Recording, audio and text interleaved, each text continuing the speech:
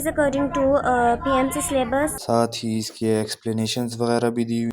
Assalamu alaikum. I am Moiz Ahmed from Allama Iqbal Medical College. I have got 1014 marks in SSC in 2020, and then I repeated my Urdu exam and I got 1044 marks. I got 180 marks out of 200 in 2020 MDCAT, and I got 187 marks out of 210 in 2021 MDCAT. अब मैं आपसे अपना routine share करता हूँ कि जब मैंने 2021 में MDCAT दिया था तो मेरा रूटीन क्या था। तो मैं सुबह 4 बजे उठता था और 6 बजे मेरे किप्स रहीमिया खान में मैंने जाना होता था, तो मैं 5 बजे मेरी वैन आती थी। तो मैंने कोई 6 बजे वहाँ पे जाके स्टार्ट होता था, हमारा कोई 11 बजे तक हम लोग के वहाँ पे टेस्ट होते लेक्चर्स होते थे और टेस्ट वगैरह होते थे। जब उन्होंने बोला कि ऑनलाइन होने पे हम लोगों के टेस्ट LMS पे होते थे, तो मैं 11 बजे जब मैं घर वापस आता था, मैंने आधे घंटे के लिए, मतलब आधे घंटे या घंटे के लिए मैंने खाना खा लिया और कुछ घंटे मैंने आराम कर लिया। फिर 1 बजे जब मैं होता था स्टार्ट होता था, फिर मैंने स्टार्ट करना था कि जो पास पेपर्स हैं वो देखता था मैं, और जो सिलेबस था और उस हिसाब से मैं टॉपिक्स करता था। ये नहीं था कि जो सिलेबस में टॉपिक्स नहीं है मैं वो नहीं करता था, कि मतलब कि अब आउट ऑफ सिलेबस की तरफ मुझे पता चला था कि आउट ऑफ सिलेबस आ रहे हैं, लेकिन मैं फिर भी कंसल्ट कर रहा था कि जो सिलेबस है ना उस पर आप पहले ग्रिप कर लें, उसके बाद आउट ऑफ सिलेबस की तरफ जाएं।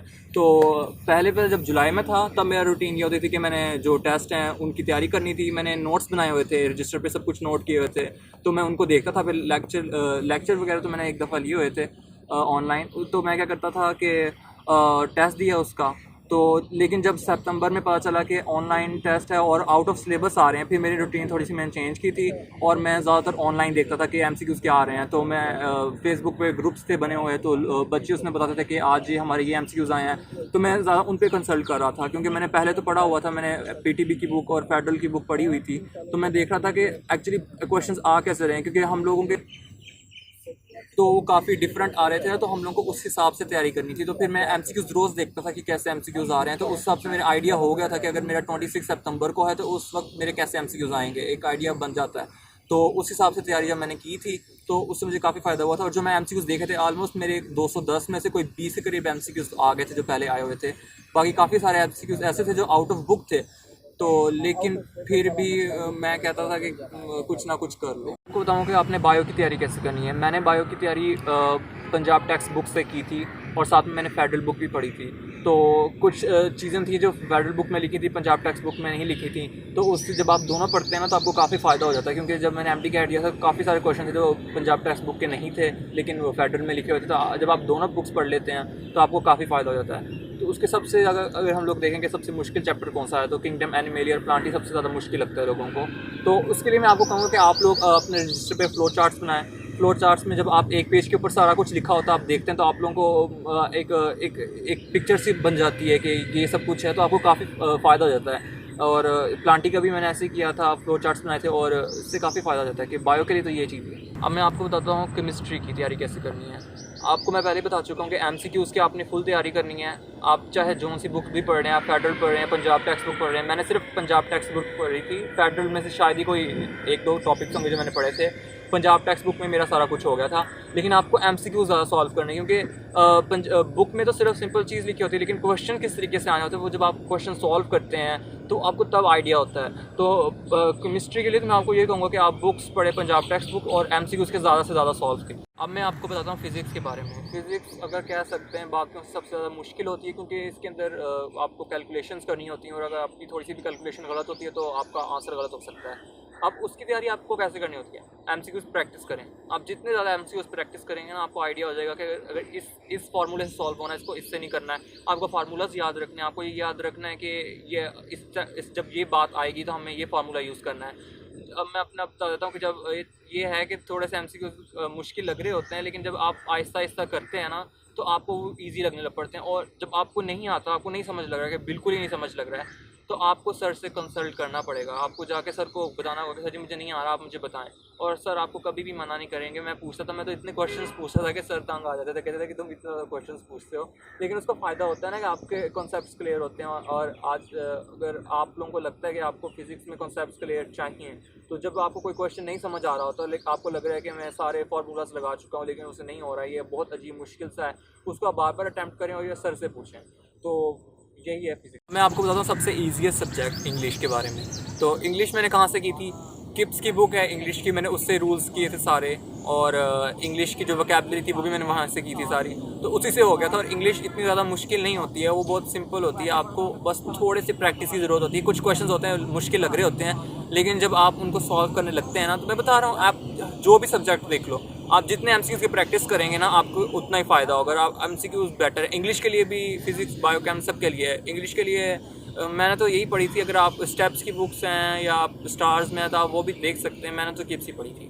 अब मैं लॉजिकल रीजनिंग के बारे में आपको बताऊंगा। लॉजिकल रीजनिंग जो सी है वो है तो एक्चुअली इजी कह सकते हैं हम लोग, लेकिन थोड़ी सी मुश्किल भी लग रही होती है शुरू में, क्योंकि वो बड़े बड़े पैराग्राफ्स होते हैं और क्वेश्चंस होते हैं, तो थोड़े थोड़े मुश्किल लग रहे होते हैं। लेकिन आपके आई थिंक 6 नंबरों का है, तो आपको ज़्यादा कंसल्ट करना चाहिए बाकी सब्जेक्ट्स के ऊपर, बायो, केमिस्ट्री और फिज़िक्स के ऊपर, क्योंकि उनके ज़्यादा रेशो है। लेकिन लॉजिकल रीजनिंग के लिए मैं आपको कहूँगा कि आप टीचर से लेक्चर्स ज़रूर लें, और जो अब आपको नहीं समझ लगती आप टीचर से पूछें ज़रूर, क्योंकि 6 नंबर भी डिसाइड करते हैं कि आप कहाँ जाओगे, क्योंकि ये इजी से नंबर होते हैं, आराम से मिलने वाले। इनमें भी अगर आप गलती कर देते हो तो फिर तो कोई फ़ायदा नहीं होता ना। कहूँगा स्ट्रेस मैनेजमेंट के बारे में, ये सबसे ज़्यादा बड़ा इशू होता है जब आप तैयारी कर रहे होते हो और इतना सिलेबस होता है, और आप सोच रहे होते हैं कि 2 लाख बच्चे दे रहे हैं तो मेरा पता नहीं बनता है कि नहीं, 3300 सीटें हैं। तो देखें, सब बच्चे डिफरेंट तरीके से तैयारी कर रहे होते हैं और आप डिफरेंट तरीके से कर रहे होते हैं। अगर आप ये सोच के जाएंगे कि यहाँ तो बहुत कंपटीशन है, तो आप वैसे ही आपका मोरल डाउन हो जाएगा। आपको ये सोच के जाना है कि मैं परफेक्ट दूँ ना, कि जो मैं करके आ रहा हूँ मुझे उससे सेटिस्फेक्शन है कि नहीं। अगर आप दूसरों को देखते रहेंगे कि वो इतनी कर ली, मैं नहीं हो रही, आप अपना देखें, क्योंकि जैसे जब आप अपना सिर्फ देख रहे होते हैं ना, तो आप अब कोई गलती करते हैं तो उसको बेटर करने की कोशिश करते हैं, और उसको बेटर करने की कोशिश करें, और सरों से डिस्कस करें कि मुझे मुश्किल लगती है, मुझे नहीं समझ आती है, तो उससे आपका स्ट्रेस काफ़ी कम हो जाता है। उसके अलावा आप नमाज़ें रोज़ पढ़ें, और जितना आप अल्लाह ताला से कनेक्ट होंगे उतना ज़्यादा आपको फ़ायदा होगा। मैं भी यही था, कई दफ़ा मुझे बहुत ज़्यादा मुश्किल आते थे मेरे, लेकिन ये है कि जब आपके एमसीक्यूज़ गलत होते हैं ना, आपको लगता है कि यार ये तो गलत हो रहे हैं, स्ट्रेस आ रहा होता है, लेकिन आपने उस चीज़ को अपने ऊपर नहीं डाल देना है कि उसके ऊपर आपने फिर आगे तैयारी नहीं करनी। आपने उस गलती को सही करना है कि आपने ये गलती की, जब मैं अगली दफ़ा टेस्ट दूँ तो मैं ये गलती ना करूँ।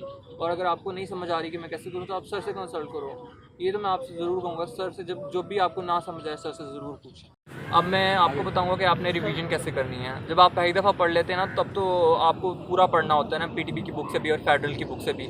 लेकिन आपको ये चीज़ का ख्याल रखना कि आप साथ में शॉर्ट लिस्टिंग करते रहें, क्योंकि जब आप FLP होता था ना हमारा 200 नंबर्स का, तो FLP में आपके पास इतना टाइम नहीं होता है कि आप पूरा चैप्टर्स दोबारा करें। तो आपको पॉइंट्स जब आपने लिखे होते हैं ना, तो आप सिर्फ वो पॉइंट्स देखते हैं और मेन चीज़ें, तो आपको आइडिया हो जाता है कि ये चैप्टर में ये चीज़ इंपॉर्टेंट है, ये इंपॉर्टेंट है, और उससे काफ़ी फ़ायदा होता है। तो रिवीजन के लिए मैं आपको यही कहूँगा कि आप पॉइंट्स बनाएं और रजिस्टर लें, और उसके ऊपर मेन पॉइंट्स लिखा करें जब आप लेक्चर्स ले रहे होते हैं। पे आपको मैं ये सीक्रेट बताना चाहता हूँ कि आप कैसे एडमिशन ले सकते हैं, क्योंकि 2 लाख बच्चे होते हैं, वो सब तैयारी कर रहे होते हैं, लेकिन चंद बच्चों का ही होता है। आप खुद सोच रहे होंगे कि यार इतने सारे बच्चे हैं वगैरह वगैरह, लेकिन आपने ये देखना है कि आप क्या कर रहे हैं। जब बच्चों की फुल तैयारी होती है और जब वो टेस्ट देने जाते हैं, लेकिन वो परेशान हो जाते हैं कि यार अगर ऐसा MCQs आ गया, या कोई ऐसा MCQs आ जाता है जैसे कि बाहर से आ गया या थोड़ा मुश्किल जो उनको नहीं आता, तो वो टेंशन ले लेते हैं। टेंशन तो आपने बिल्कुल लेनी ही नहीं है ना, क्योंकि अगर आप एक MCQs के ऊपर टेंशन लेके बैठ जाएंगे, जो आगे 2 आते होंगे आप वो भी गलत कर लोगे। अगर आपको नहीं आ रहा MCQs, आप स्किप करके अगले पे चले जाएँ, अगला सॉल्व करें और उनको एंड के लिए रखें। और ऐसा होता है, कई दफ़ा होता है कि आपको जब आप आगे जा रहे होते हैं ना, आपका दिमाग उस क्वेश्चन पे रहता है कि यार उसका क्या आंसर हो सकता है, आप अगले सॉल्व कर रहे होते हैं, लेकिन ऐसा आपका माइंड ना फंक्शन करता रहता है, और एक टाइम आता है कि आपको ना पता चल जाता है हाँ उसका ये आंसर था। तो मैं तो यही कहता हूँ कि आपने पेपर की फुल तैयारी करनी है।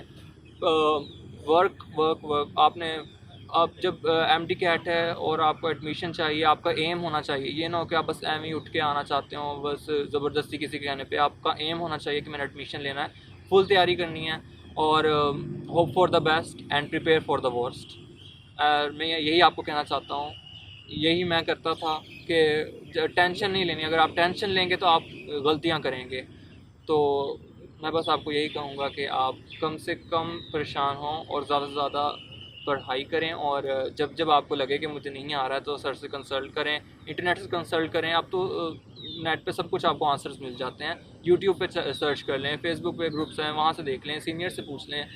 तो यही मैं आपको कहना चाहूँगा और मैं आपको इसी चीज़ से ख़ात्मा करना चाहूँगा कि अल्लाह ताला आप सबको कामयाब करे। चलें फिर से आपसे बात करते हैं। अल्लाह हाफ़िज़। The best thing about this book is that it contains PMC past papers along with the explanatory answers